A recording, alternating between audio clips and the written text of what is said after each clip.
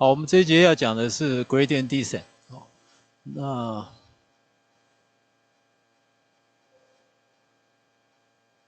gradient descent 呢，中文翻成叫梯度下降法。那梯度下降法的意思呢，就是说它会根据一个算出来的梯度一路往下掉。哦，那为什么叫 derivative base 呢？就表示说它会根据你要找出最小值或者最大值的目标函数，你要算出目标函数的导函数才能做最佳化。哦，那你会想说，那什么东西不需要算导函数吗？有，还有很多最佳化的方法，它根本不需要算导函数。那这些方法我们后续会再提到哦。那 gradient descent 等于是说用导函数最简单的导函数来进行最佳化的一个最根本、最基本的方法。好，我们来看看什么叫 gradient。哦，一个多变函数哦，叫 multivariate function 哦，就是一个函数有很多个 input。那在这里呢，我们用一个 x， 有没有？这个 x 呢，事实上是指的是一个向量哦，或者是我这边大写的 x， 事实上就等于 x1、x2 到 xn， 哦，就写成这个形式哦。那如果没有特别说明的话，所有的向量呢都是一个航向量哦。那因为这边有这么多个 input， 所以它的导函数呢，这个函数的 gradient 呢，就是分别对 x1 微分，对 x2 微分 until 对 xn 微分，它也是一个航向量哦。这个叫做 gradient 或叫做梯度。那这边有一个范例 x 平方加 y 平方哦，因为如果说只有两个变数，我通常或者三个变数，我通常就用 x、y、z 哦，所以在这种情况下，你的 x 或写成这个样子，或是 x 向量就等于 x、y 哦，所以对于这样的一个简单的函数，它的 gradient 就会变成分别对 x 微分就得到 2x。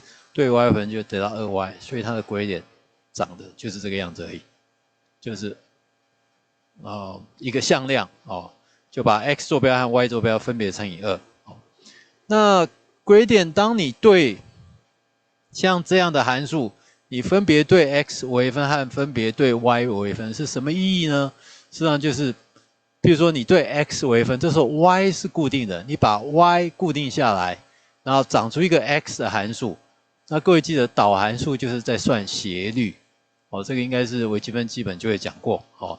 那把 x 固定，然后对 y 做微分，或是把 y 固定对 x 做微分，那就是在 x 的方向和 y 的方向分别去算斜率。好，那这边有很多 animation 哦 ，YouTube 上 animation， 这个是我从 YouTube 找出来的。好，这 animation 做的都非常精美哦。这个你不去看它实在太可惜了哦，所以但是我们现在也实在没时间哦，各位先点进去里面看，它做的非常漂亮，那你立刻知道 gradient 是什么意义哦。那特别又讲到，你有了 gradient 之后呢 ，gradient 是沿着 x 轴或是 y 轴在算斜率，但有时候你算的斜率不希望沿着 x 轴或 y 轴啊，是一个特定的方向，所以这个叫 directional derivative 哦，这个我们马上就会提到。那这边也有 directional derivative 它的一个动画的呈现，哦，那里面包含怎么算 directional derivative， 我们里面有一个，它里面有一个出一个小题目，哎，就是我们 quiz 可能会出的题目，所以你这同影片务必点进去看一下，哦，这个 YouTube 的连结。好，那我们接着马上要继续来看 directional derivative 哦，我们刚刚讲的 gradient 就是。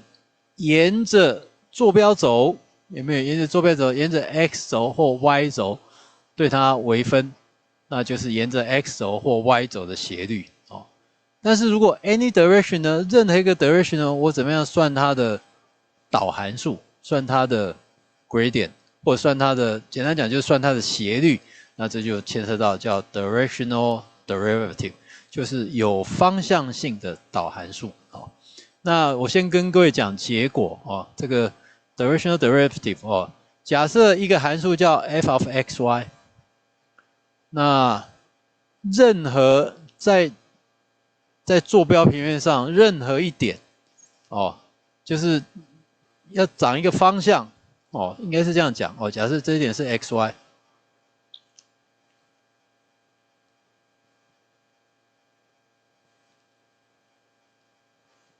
这是 x 轴，这是 y 轴哦。假设 y 的值固定哦，假设 y 值固定，我固定切在这里哦。那记住哦，这个 f of x y 是一个曲面，是盖在这个 x y 轴上面，还有一个 z 轴在这里，我画不出来哦。我待会再尝试把它画出来。那你在这一点的斜率 y 是固定的，那对 x 的变化哦，在这一点上面有一个斜率，就会得到在这个方向的斜率，这一点上面斜率就会变成 x 哦。那这 f 原先是 x y 的函数，你对 x 做微分哦。那如果把它切成直线，切成这个样子，你就会得到在 y 方向的斜率，这时候 x 轴是固定的，所以这边的斜率呢，哦，我也只能画这里，我画这样写不是很清楚，大概你知道我的意思。对 y 进行微分，在 y 在变动的时候，这个函数变动率到底有多少？哦，但是我现在要的不是这样子哦，我要的是任一个方向，比如说往这个方向走，那请问它的斜率有多少？所以这叫 directional derivative 哦。那怎么？我先把答案、把结果跟你讲哦。假设这个方向的单位向量是u 等于 ab 哦，所以这个向量是 u 哦 ，u 等于 ab。那在这个方向的导函数呢，就会等于原先对 x 轴、对 y 轴的导函数，然后对 AB 做内积哦。那或者是说你这个 AB 因为它长度等于1嘛，那我就直接把它表示成一个 u 的这个向量，所以就是它的 gradient 对 u 做内积哦。那结果很简单哦，但是为什么是这个样子？这个可能各位都没有想过这个问题哦。所以这个 directional derivative， 因为它在任一个方向的斜率等于是它的方向向量对 gradient 做内积，那所以我就可以知道说什么时间点它会斜率最大，什么时间点它的斜率最小，什么时间点它的斜率会等于0哦。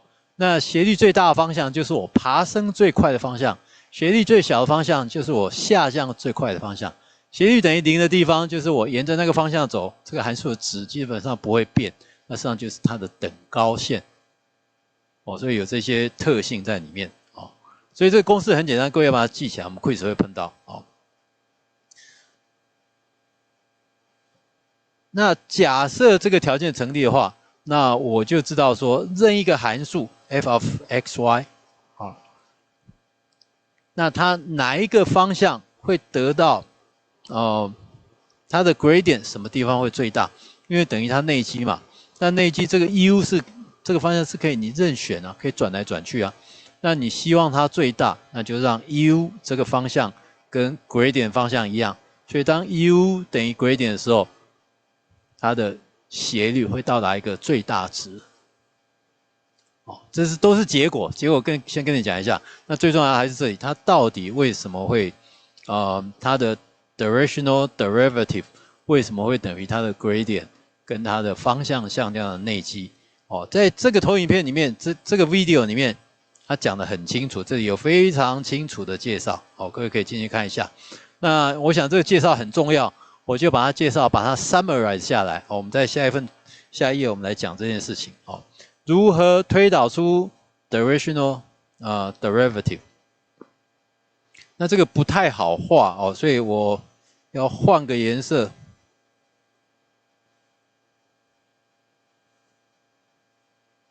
哦，假设有一个坐标轴，哦，这个需要各位一点想象力哦。坐标轴，比如说 x 轴在这里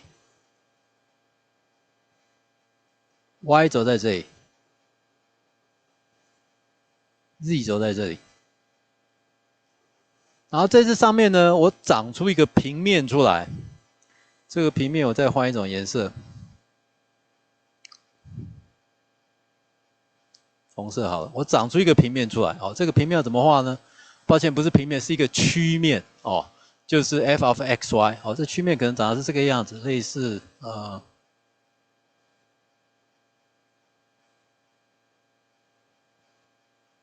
这样一个曲面。哦，各位要想象一下，好像一个帐篷，有没有帐篷？你四个角一拉，它帐篷就鼓起来了，浮在上面。好，那对任何一点来讲，任何一点，我可以把它写成，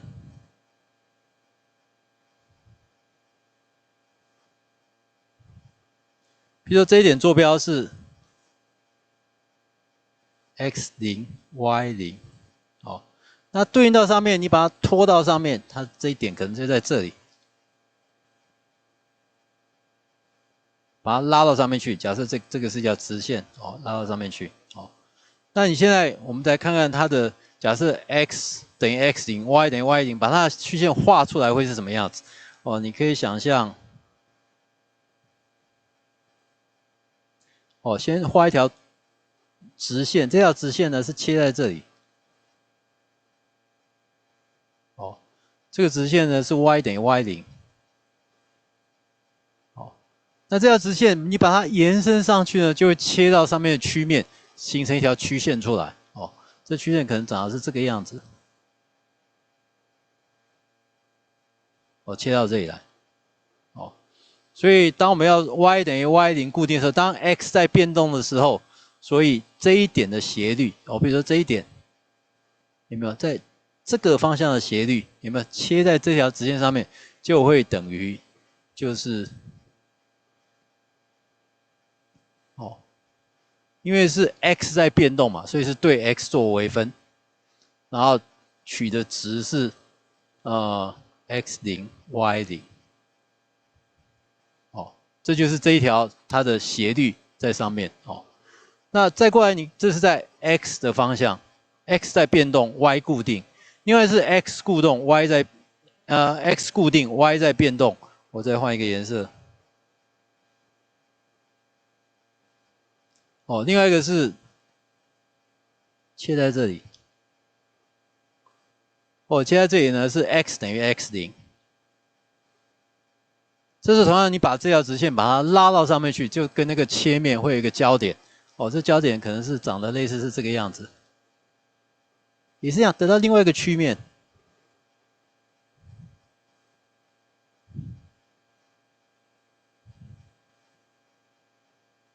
那这个曲面它的斜率是多少？斜率也是一样，你可以想象，这个斜率就是我用绿色来画的时候，可能是在这里，在这个方向的斜率。哦，那这个方向的斜率呢，就是对 y 做微分，因为 y 在变动 ，y 在跑，那 x 是固定的，然后取的只是 x0 y0。哦，我现在画的都只是示意图，就知道在那一点有没有你把它切上去的在那个曲面上面就出现两条曲线，这两条曲线分别平行 x 轴、平行 y 轴，那你算它的轨点就是这两条曲线在 x0 y0那一点的导函数。哦，这应该很明显哦。我希望我画的你们有看得懂哦。然后再过来呢，你现在跟我算这导函数呢，都是沿着 x 轴或 y 轴，但是对任一个方向呢，今天假设有任一条任一个方向，哦，我再换一种颜色。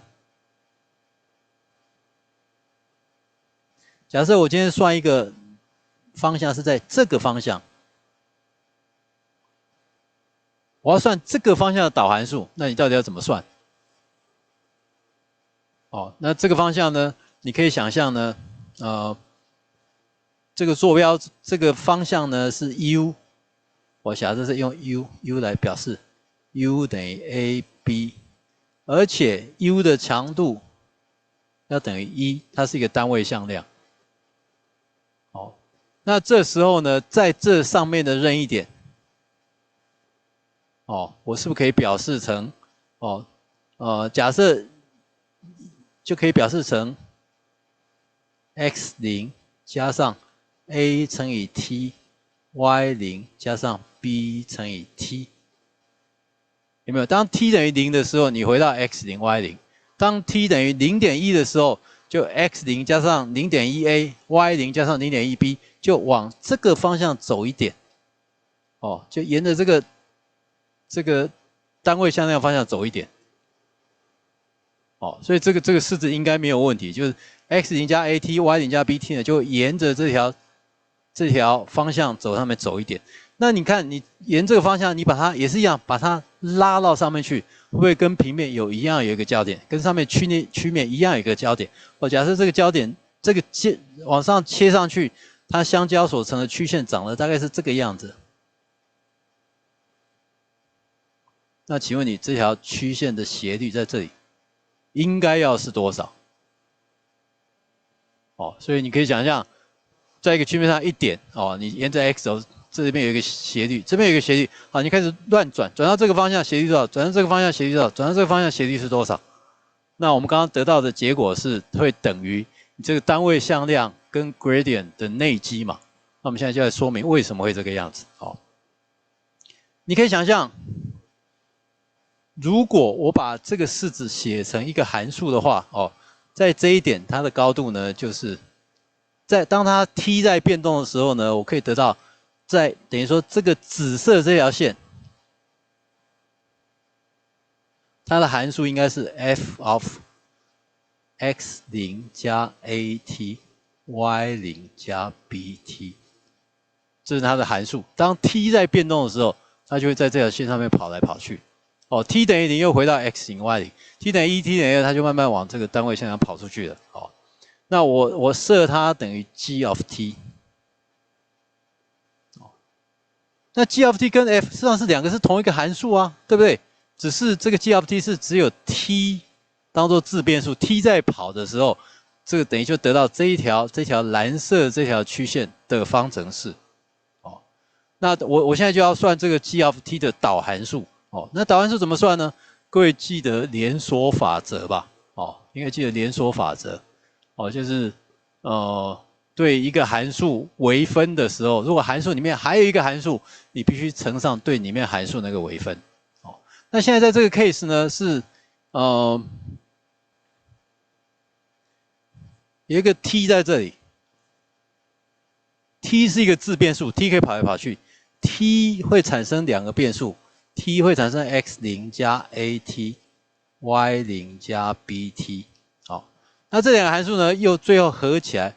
会产生 f of x0 加 at，y0 加 bt， 哦，所以有一个因果的关系，哦，所以我们要算 g 这个函数对 t 的微分，所以我们就可以得到，有没有？这个就是我们要的导函数，这个导函数呢会等于有没有 t 在这里，但 t 在这里是跑在两个地方了，在这里跟在这里，所以呢会等于 f。对 x 微分乘上，我现在这整个看成是 x， 这整个看成是 y， 好 ，f 对 x 微分再乘上 x 对 t 的微分，所以就得到 a， 或者是把它写清楚一点 ，dx 对 dt， 然后加上 f 对 y 的微分乘上 y 对 t 的微分，这就是我们的圈入连锁法则。好，所以连锁法则就得到乘上 a 加上乘上 b， 哎，这就是内积啊，是不是在这里就出来了？哦，所以也就会等于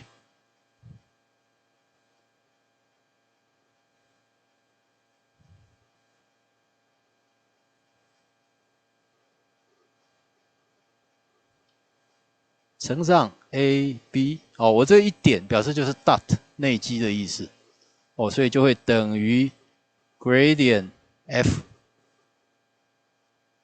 乘上 dot u， 这就是我们要的答案，哦，就是任一个方向它就会，你没有这个 g of t， 这是一个曲线上面对 t 的微分，就会等于它的 gradient 对在 x 方向、y 方向微分。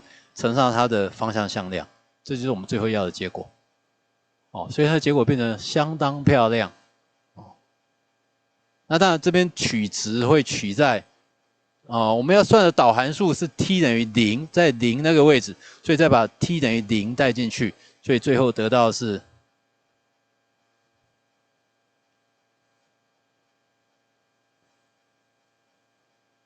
我这边特别注意 t 等于0，所以最后就会得到 gradient f x y， 或者是你写的是当 x 等于在 x0 y0 这个位置，然后 dot 这边写不下 dot 乘上 u， 所以它是取值取在 x 等于 x0 y 等于 y0 那个位置，就把它算出来，所以在这一点的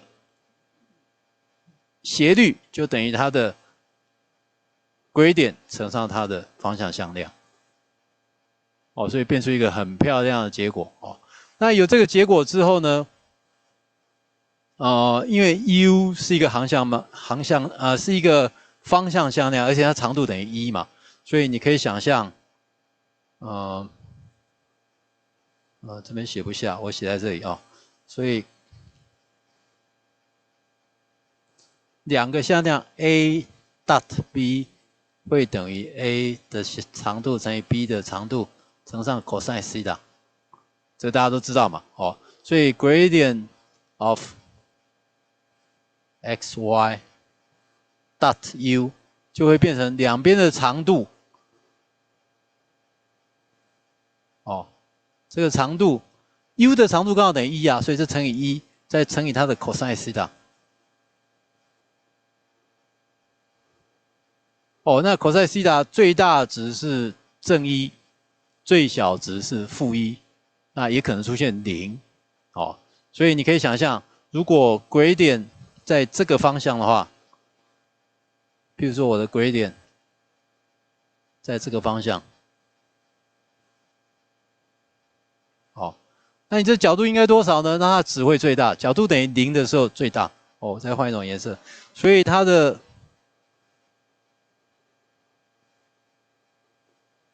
你期望它内积得到最大值，那 u 应该要在这个方向 ，u 应该要在这个方向跟它一模一样，这样才能得到最大值。如果你期望得到最小值呢，那 u 就应该要这个方向，跟它反方向，你可以得到最小值。如果你期望它内积之后等于0呢，那 u 就应该跟它垂直的方向。所以gradient告诉你很多事情，你跟它同方向，它斜率最大，爬得最快；跟它反方向，它斜率最小，掉得最快。跟它垂直的时候，它是一个等高线的概念，在这上面，它的斜率等于0。斜率等于0是什么意思呢？就类似一个曲面，你取一个等高线，等高线上面任何一点等高线的切线，它的斜率都会等于0但是它的爬升最高的方向、最快的方向就是 gradient 方向，爬升最降的最快的方向就是 gradient 的反方向。所以这事情讲完了以后，各位就应该了解说，gradient 原来是这么回事啊。所以我只要顺着 gradient 的方向走，就表示爬升最快就好像你在一个山上走这是一座山这山高高低低的，但是我一算出来我的 gradient 是往这个方向走我就知道这边是山，爬升最快的方向，我就顺着这个方向走，会很快的爬到山顶那它的反方向到这里来，这个就是往下走，走到山谷的方向，所以我就顺着gradient反方向，我就一路走就可以走到山谷。那gradient如果走到侧面呢，一边爬高最快，一边降低最快，侧面呢这gradient它的斜率通通是0，因为它 θ 等于90度，所以一内积出来，它的斜率等于0。所以从这里我们就可以知道说给你一点让你算gradient，算出来之后，你要往哪里走才可以爬到最大值，往哪里走才可以爬到最小值，你的方向就出来了。这就是 gradient descent 要做的事情。好，接着我们来看看 gradient descent 这个 gradient descent 简称 GD 因为它是我们讲 descent 是指说它要往下走，是假设我们要对一个目标函数进行最小化那当然有时候会讲到 gradient ascent ascend 就往上走意思，那就是对一个目标函数最大化哦。那不管最大化、最小化，因为你原先要最大化，你加上一个负值就变成最小化了，所以我们全部讲最小化，这样比较统一哦。那又叫 steepest descent，steep 是最陡的方向，所以有时候就叫做最速下降法，最快能够往下走的方向哦。那它的目标呢，就是我要对一个目标函数呢进行最小化，然后要 iteratively 就反复的进行。为什么要反复的进行这件事情？就因为你知道这个函数说在这一点 gradient 是往那边走，我要走最小化，我就要往反方向走。但是当我跨出一步那一刹那，这一点 gradient 又变了，它可能变成这个方向，所以你再跨出一步 gradient 可能又变在这里，你就往这里走。所以你永远都只有 local 的 information， 只有这一点的 information。你并不是像你有眼睛这样一看就知道，哦，这整片这边最低，我就直接走过去。哦，在数学的世界你看不到，所以你只能用 gradient 一步一步往下走。哦，所以我们来看这个 formula for gradient descent。哦，一个最简单的方式呢，就是写成 delta x。哦，就是 x 要改变的方向。哦，注意这 x 是一个向量哦。delta x 等于 minus eta 乘上 f of x 的 gradient。哦，那其实 delta x 呢，你可以想成就是下一步要走的地方等于现在要走的地方，然后减掉eta 乘上 gradient。哦，那 eta 乘上 gradient 就是我刚刚讲的，就是一个方向，让你知道说它要往哪里走，那你就往这边呢，往这地方呢走一小步。那这个 eta 呢就叫 step size 或叫 learning rate。哦，那我们通常 eta 的值要取很小哦，不能太大，因为我只知道说这里往这边是下降的方向，那这个有效区间呢可能是一小块而已。哦，可能它一下去上来这边有一个高坡，所以你一踏一个大步过去，反而不对，反而变成爬高，所以它通常都是eta会取很小，因为你要一步一步一步往下走。那这个叫做 Verlina gradient descent。哦 ，Verlina 是什么意思？哦，各位知道吧？吃冰淇淋 ，Verlina 叫香草。哦，这个叫香草的gradient descent 指的就是最基本、最简单的口味。冰淇淋都是香草冰淇淋嘛，那是基本口味嘛，基本款。哦，所以就是基本款的 gradient descent 就这么简单，公式就这么简单。哦，那这个公式各位要记得，因为你只要有这个概念。就可以做很多事情。我们 quiz 可能也会出现这样的题目哦。但是有其他版本的 gradient descent 哦，这个是 Verlina 最简单的版本哦。这块稍微复杂一点呢，我会把它 normalize。normalize 是什么意思呢？就把它除上这 gradient 的长度哦。记住，这整个都是一个向量。哦，但是在这里这个向量呢，它会忽大忽小，有时候变长，有时候变短。因为你 gradient 算出来，有的很陡，它就变很长；有的就数值会变比较大，有的不怎么陡，它数值就变比较小。那你乘上eta的时候，它会变成说，有的方向跑很快，有的方向跑比较慢。哦，那另外一个常用方式是说，我把gradient除以它的长度，再乘上一个eta。那这样的话就会让我在走的过程中呢，每一次走的长度都一样，因为这边的长度就等于1嘛。那你乘上一个eta，表示你走的长度就是eta，所以你在走 gradient descent 的时候，比如说从这里开始走，假设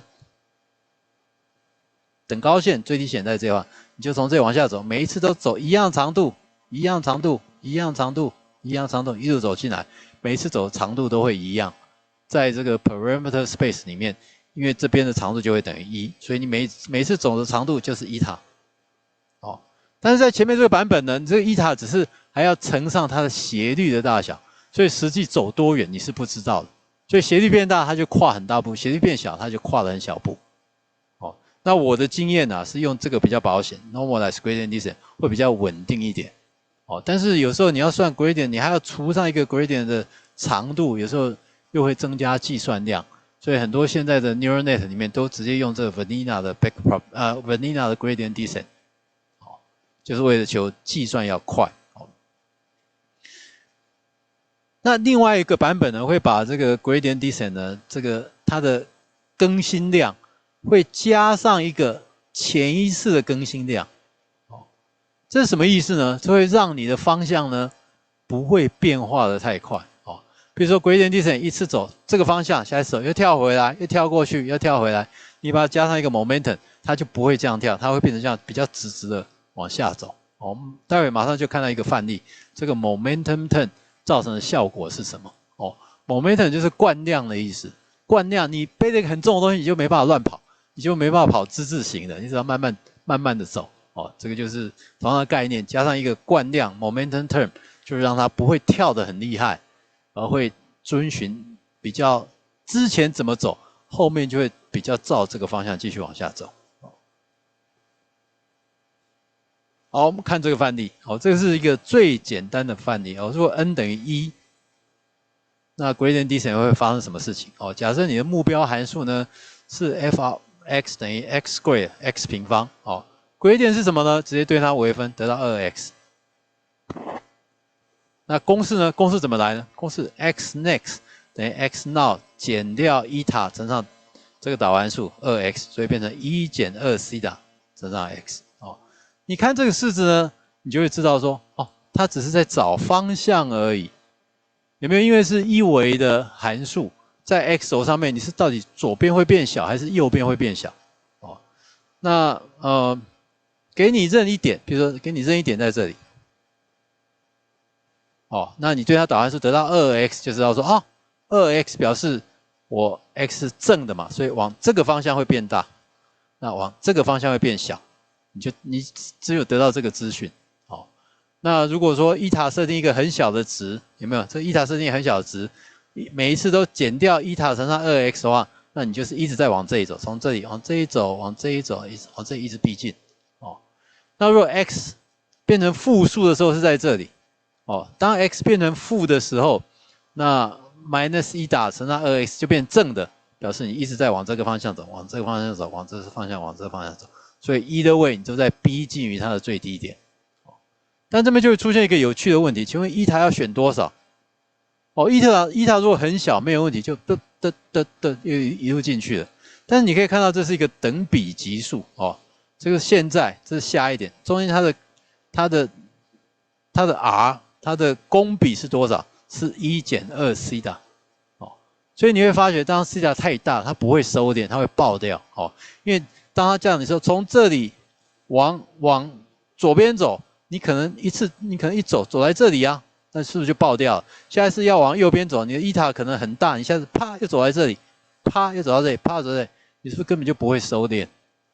所以伊塔值要 keep 一个小的值，哦，所以一个很有趣的 quiz 就是。请问在这个 case 里面，伊塔要介于哪两个数中间，它才会收敛到0？哦，这个题目让各位想一下。哦，它到底要介于多少，它才会慢慢逼近于到0？我们希望它慢慢走就走到最低点了嘛。所以伊塔太大，它就会这样整个会爆掉。哦，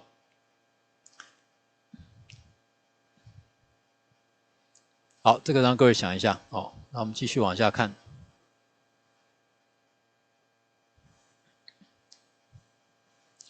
那每一个函数哦，当它的 gradient 等于0的时候，叫 zero gradient， 那它就会有一个叫 Basin of attraction。Basin of attraction 是什么意思呢？就是这边有一个0点，就表示有一个凹槽哦。那你放一颗球，它滋就会滚进来，滋就会滚进来哦。那譬如说在这里有没有？这里有一个 zero gradient 哦。我们通常讲说。就导函数等于0的点，所以在这里是导函数等于0，在这里的导函数等于这里等于0，这里等于0，这里等于0，哦，所以在 B1 这一点，你可以想象，任何一个球只要从这里放下来，从这里放下来，它都会掉到这个点，所以这整个从这里到这里就是它的 Basin of attraction，B1 的 Basin of attraction， 那 B2 的 Basin of attraction 呢，就是从 B2 在这里，任何一个点从这里都会掉下来。那 A1 跟 A2 呢？它有没有 Basin of attraction 呢？也有，但是它只有一点。就当你那颗球刚好放到这一点的时候，它就会停在这里。刚好放到这里，它就停在这里，它就不会滚，不会往左边滚，往右边滚。哦，那当然这是刚好是一个最大值、极大值，所以才会gradient等于0，所以它就停在这里。但是你要稍微把它动一下，它就会滚下来，会滚下来。哦，那。通常在这种情况呢，我们通常又会分很多什么叫 local minima， 什么叫 global minima， 什么叫 local maxima， 什么叫 global maxima。哦，像在这情况下呢，你看 A1、A2、A3 呢都叫 local maxima， 只要比左右点大的都叫 local maxima。哦，那 local maxima 里面其中有一点最大，这叫 global maxima， 在这里。那同理 ，B1 和 B2 也都叫 local， 因为它都叫 local minima， 因为它比左右都还要低，所以叫 local minima。但是这里面这么多个 local minima 里面最小的那个，我们叫做它叫 global minima， 这就是 B1 在这里是最低的哦。那我们在最佳化的过程中呢，我们通常最希望给你一个函数，乱七八糟函数，你希望找到的是 global minima， 但是事与愿违啊，不是每一次都找得到，其实通常是找不到。哦，那你要怎么样尽量能找到这个 global minima， 就会有各式各样的方式，因为 depends on 你要 optimize 这个函数有什么特性，你可以选用不同的方法。好，那这边也是一个范例哦，这个也是这刚刚提过 x 平方加 y 平方，这是一个什么样的函数呢？我想各位可以想象哦，是一个 x y z 哦，然后当两个都是零的时候，它的零点哦，然后如果把它的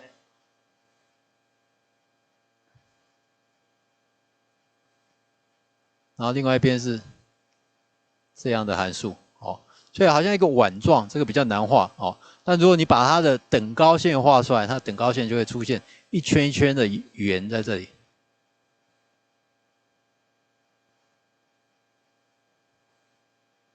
哦，抱歉，我画的不是很好，这圆应该越来越大，一圈一圈圆上去了。哦，那如果你从上面往下看，你就得到 x y 等高线就是这样一圈一圈一圈一圈。哦，所以说一刀砍下去，比如说砍在这一点的话，你就发觉，轨点最大的方向是往上走。最小的方向是往下走，轨点等于0的方向是沿着这个切线在走，是沿着这条切线在走，或者是沿这里在走哦，不太容易画出来哦。比如说看在这里，轨点最大的方向是往这里走，最小的方向是往这里走，轨点等于0的方向是沿着切线在走。哦，因为沿着切线在走，就是等高线嘛，你一切它高度不会变啊，所以它的斜率会等于0，在等高线上面斜率都是等于0。好，我们看这个范例哦，这个范例就比较复杂一点 ，n 等于2， 二维哦。那这个函数也长得比较奇怪哦，这个函数长得是这个样子，这是刻意去造出来的函数。那这函数如果你把它画出来，会像是这个样子，你会发觉它有3个 local maxima， 3个 local minima 哦。你看从一维你很容易画，到2维其实你就不容易画出来。哦，像这个这都是电脑绘图绘出来，它有3个 local maxima 分别在这里，在这里，在这里。好，那这边是它的俯视图，从上面看下去，哦，你会发觉最高点在这里，在这里，在这里，3个最高点。我这边当然是用颜色来代表它的高度，颜色越贴近红色是表示越高，越接近蓝色是表示越低。好，那它一样有3个 local minima，local minima 分别在哪里呢？我打叉，这里，这里。还有这里，对应到这里就分别在这里。那这里凹下去，这里有个 local minima 在这里，还有一个是介于这3个山峰中间，在这边底面。那这个 demo 其实要做什么事呢？其实就是你可以想象你在做 gradient descent， 就好像放一颗弹珠在上面，你从这里放一颗弹珠，它就会这样滚到里面去；从这里放一颗弹珠，它就滚到这里来；从这里放一颗弹珠，它就会这样滚进来。从这里放一个弹珠，就会这样滚进来，哦。如果从这里放一个弹珠，它会滚出来，然后再滚进去，哦。那你注意一件事情，它滚的路径，哦，就是 gradient descent， 它理想上走路径呢，永远会跟等高线垂直，哦。所以你可以想象这个电脑画出来有没有？这边是垂直的，这边也是垂直，垂直，垂直，垂直，都一路跟等高线垂直，然后滚到它最近的最低点，哦。那第二件事情，你可以发觉这个gradient最后呢，它会走到离它比较近的那个最低点。像这个问题里面呢，你可以想象这个 global 的 minima 是在这个地方，最小点在这个地方。但是如果你放下弹珠的起始点是从这里放的话，它就会滚出去，滚到这里来。从这里放它滚到这里来，它绝对不会滚到这里来，因为中间还有一座山帮它卡住了。它只会走到一个 local 的 minima。哦，这就是 gradient descent 的第一个问题，它不见得会找到 global 的minima。哦，就根据起始点的位置，它就会走到一个最近的 local minima。哦，那也看说它是掉在哪个 basin of attraction 啊。因为我刚刚讲过，每一个最低点都有一个好像一个山谷一样，它只要掉在这山谷附近，它全部都会滚进来。那这个 demo 这个动画呢，我们可能下一节再来进行一下这个动画。好，那你要算这个导函数，各位看这个函数就已经这么复杂了哦。你要算它的导函数要怎么算？这个就复杂的地方。这边这全部都是电脑算出来，这不是我真的去算哦。我 z 对 x 微分 ，z 对 y 微分，那这是 z 对 x 微分2遍，哦，就得到一个很复杂的函数。哦，所以这也同时也告诉各位说，算轨点其实不太容易，尤其当你的函数很复杂的时候，你不太容易去算这个轨点。哦，那你又不太容易算轨点，你还是需要轨点，你要怎么办呢？哦，在类神经网络里面就有所谓的 backpropagation， 它有一套有系统的方式把轨点算出来。哦，另外一个方式呢，说我就根本不要去算轨点，我就回到我们微积分的定义，轨点是什么意思呢？当 input 动一点点的时候 ，output 动多少？那两个一除就是我的轨点。哦，所以当比如说 x 动一点点，那它的 output z 动多少？那两个差异一除，轨点就出来。那再过来是 y 动一点点，再过来是x y 各动一点点，你就得到对 x 的轨点，对 y 的轨点。但是今天如果有1000个变数的话，你就每一个都要动一点，每一个都要动一点，然后再把它算出来。哦，这种叫做数值的轨点 （numerical gradient） 啊 ，numerical gradient 有时候呢计算会比较快一点，但是误差会比较大。哦，好，这是刚刚讲的哦。如果 basin attraction 呢，在2D two dimensional 会发生什么样的情况？哦，比如这两个最低点哦，你在这附近滚就会滚进去，滚到里面去；在这附近滚就会滚到里面去。哦，那它就可以切分出它的 territory 哦。譬如在这一块都会滚到这里面去，哦，那下面这一块都会滚到这里去，哦，那这个有点像我们前面在讲的这个 Voronoi diagram， 哦，找 nearest neighbor， 哦，看哪一个是离它最近。不过这整个都是概念，让你知道说它是怎么滚进去的，哦。好，我们再看另外一个范例，哦，这个范例也很有趣，叫做 Rosenblock function， 哦，这个是这个数学家发明的一个函数。这个函数呢，有时候有人就叫它 banana function。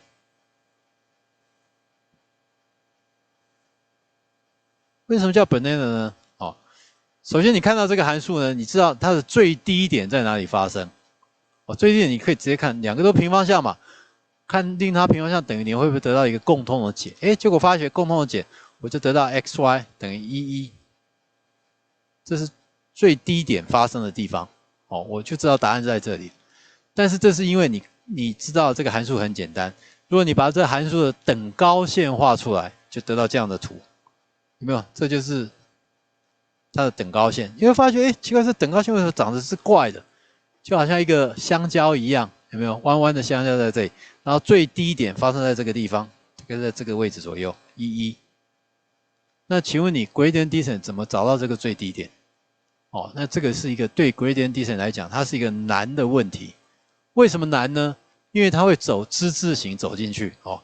比如说我刚刚讲过，在这一点它的轨点是多少？哦，记得哦，轨点保持一个原则，轨点是跟等高线垂直，所以它轨点会让你走到这里。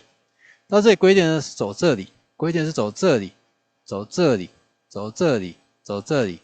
哦，它会这样之字形，一直这样绕来绕去来，因为它的轨点是一个狭长的山谷。然后它会这样跳过来、跳过去、跳来，而且山谷是慢慢在弯、慢慢在弯。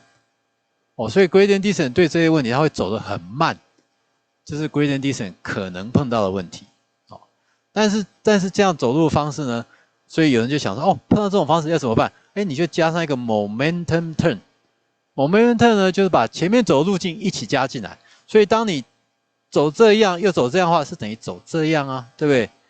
所以换句话讲，你说走这样再走这样，你把它加进来是等于走这样，所以这时候它的gradient descent就变成走这个方向再走，所以就比较容易逼进去它的最低点。哦，所以这就是你为什么要加 momentum term， 就碰到这种狭长的峡谷，然后一路慢慢走的话，加上 momentum term 会让它快一点走到最低点。那这里有各式各样的 animation， 各位同学可以进去看一下。好，我们来看 gradient descent 它的 property， 它的特性哦。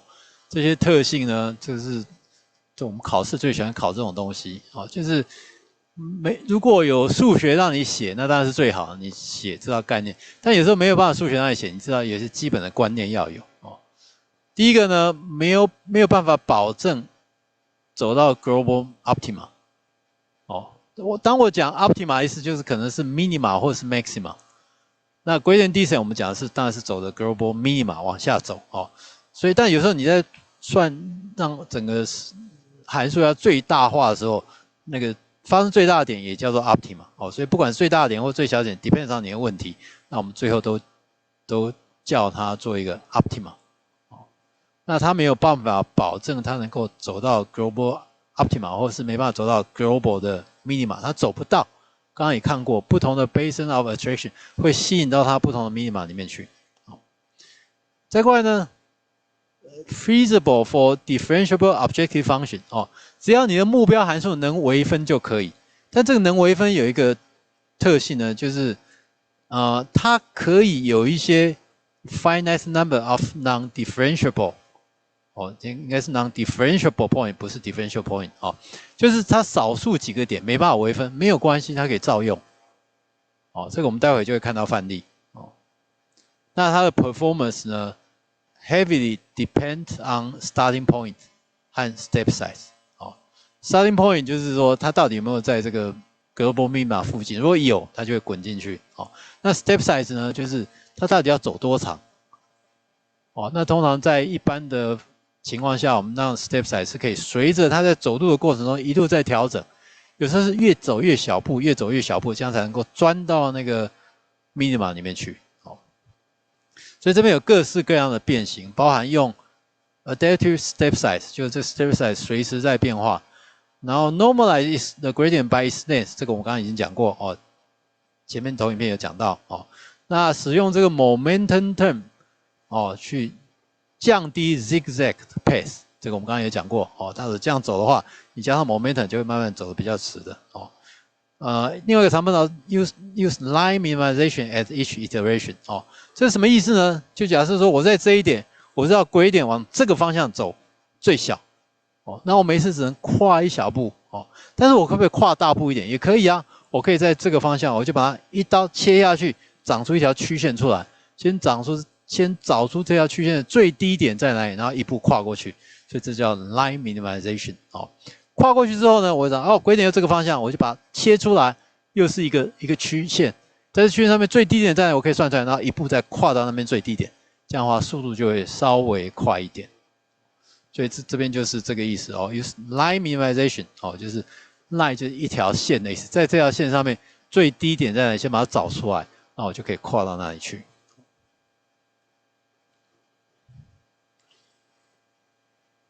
那gradient，你使用gradient，你把gradient算出来之后，事实上有很多种不同的最佳化的方法。哦，这边就稍微复杂一点，只是让各位知道有这些方法。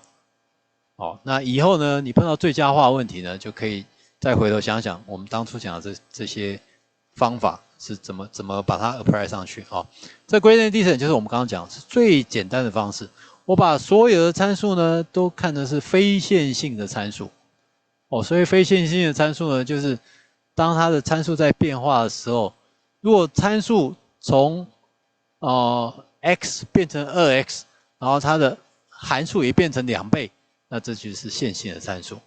哦，那我可以把所有参数都视成非线性，我根本不知道它怎么变化，就参数在变，它的 objective function 可以进行任意的变化，那这时候我就只能用gradient，不是可以，是只能，你只能用gradient descent。那一种叫 hybrid learning，就是把 gradient descent 加上 least square estimate，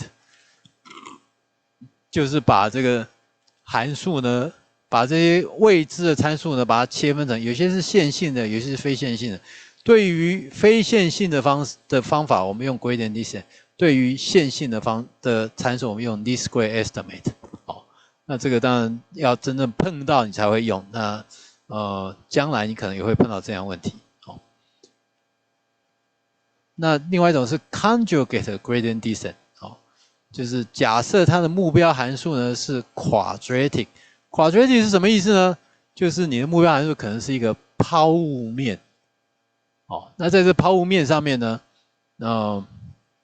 或是一个椭圆、椭球，哦，你要直接走到最低点呢，你也会这样绕圆圈在走，哦，会绕着，比如说你这个，就类似我们刚刚讲的，你是等高线长是这个样子，你要从这里走进去，你就会这样弯进去、弯进去、弯进去，哦，可能会这样绕一圈，弯弯的角度这样弯进去，所以会走比较久。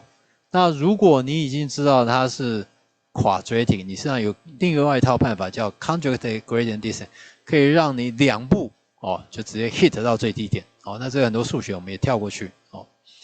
那第三种方法呢叫 Gauss-Newton method， 就是你的目标函数呢都是非线性，但是你可以把它对它线性化。线性化之后呢，它就变成一个线性的函数，但是你每走一步就要重新线性化，走一步就要重新线性化。那这样一样可以对它做最佳化。那最后一种叫 Levenberg-McQuarrie 哦，你光看这个名字你就知道这是2个人发明的方法。那这2个发明的方法呢，就是它是在 gradient descent 和 Gauss-Newton 这2个 method 中间呢一路在切换，看什么时候那个高高低低很不平稳，你就 gradient descent 只走一点；发觉很平的情况下，你就用 Gauss-Newton 一次走大步过去。哦，那实际上这个是一个很好的方法哦，只是计算量也是相当大，哦，只是让各位知道说，光是 gradient 你就可以有一堆的方法来做最佳化。那我们今天讲的最简单、最基础就是 gradient descent， 可以适用在任何的目标函数。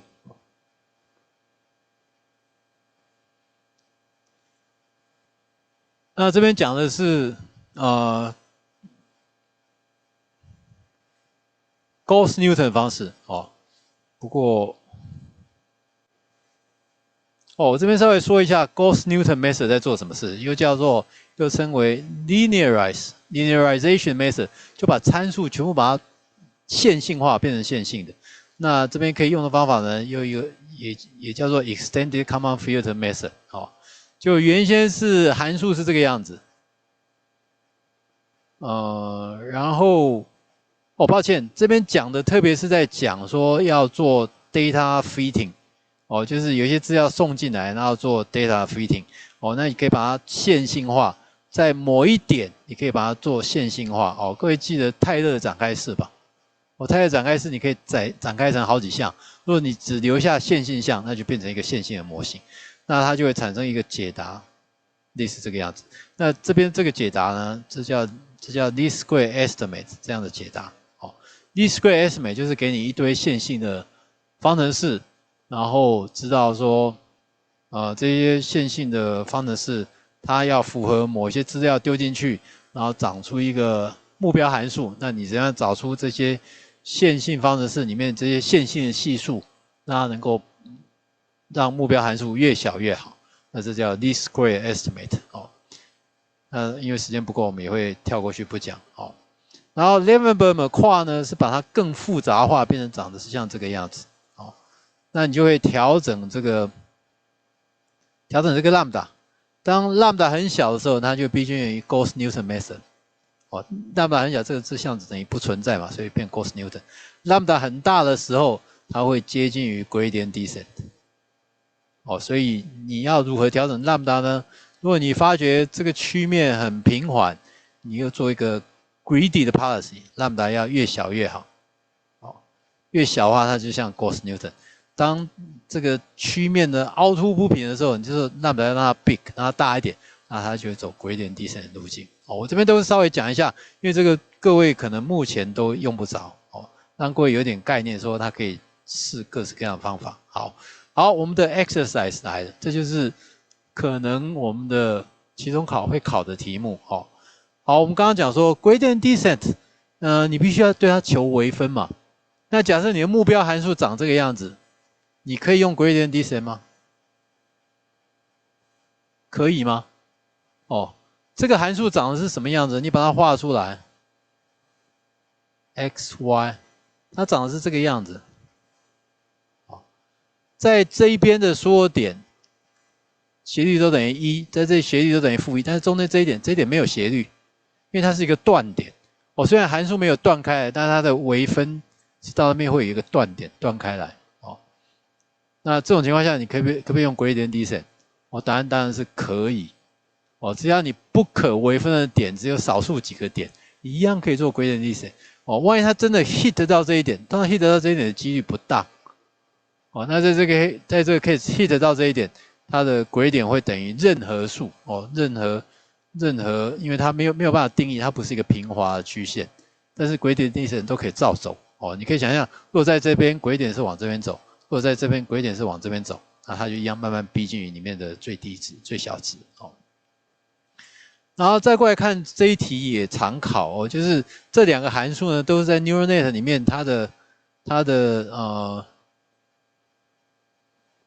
这叫做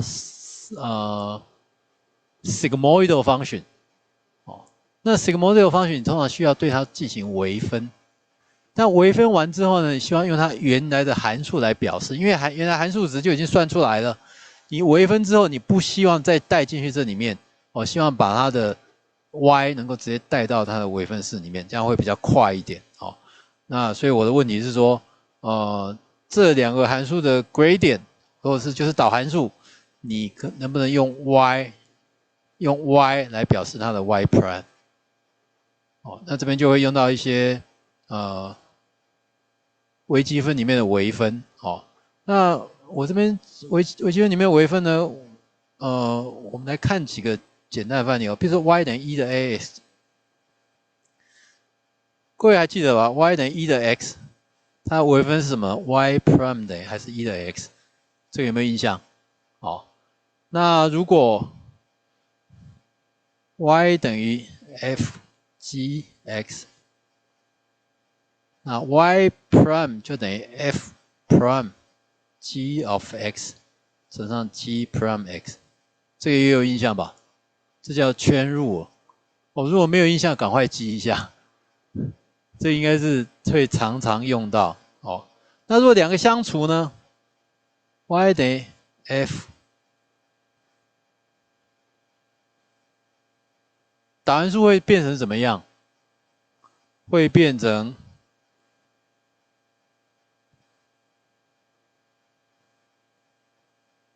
gx 的平方 gx 乘 f prime x 减掉 f(x) 乘 g prime x。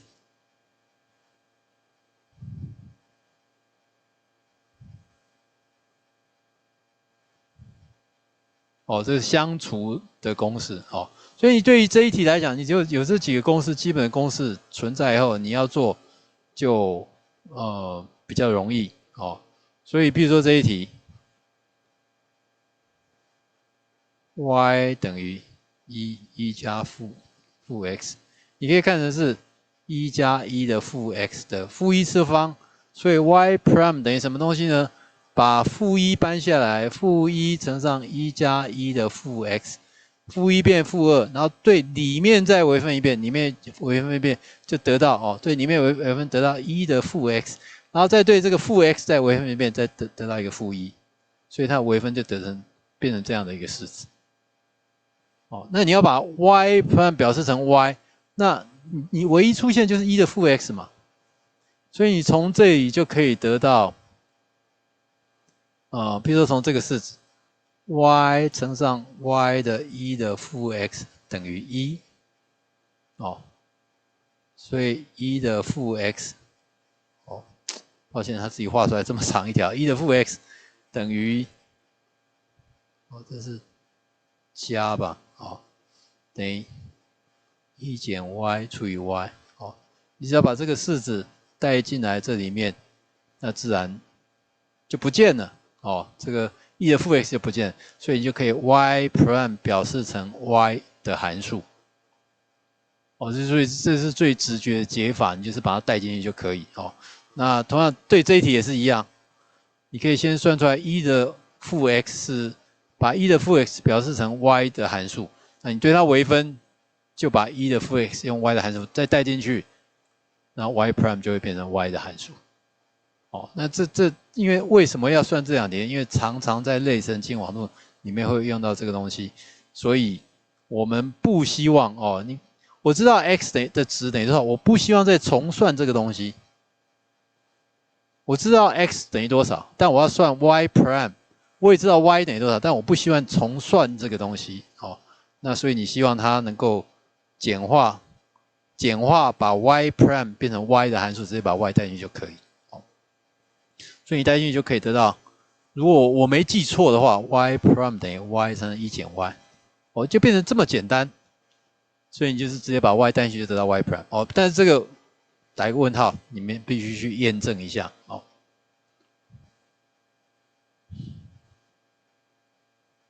那下面这一题当然就很简单 ，based on attraction 这个看一看就出来了。哦，好，剩下这个题目，各位可以自己去解看看。哦，这个是 directional derivative， 给你一个函数 f of x y， 那在拍0的时候，它的 gradient 是多少？这个就比较简单，对 x 微分，对 y 微分。哦，另外一个函数长得是这个样子。